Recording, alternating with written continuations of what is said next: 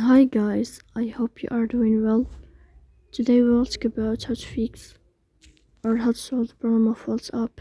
You will go to settings.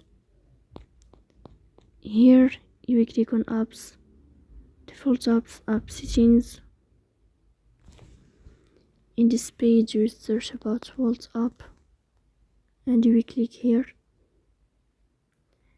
In this page of app info you will click on first stop and you will click OK.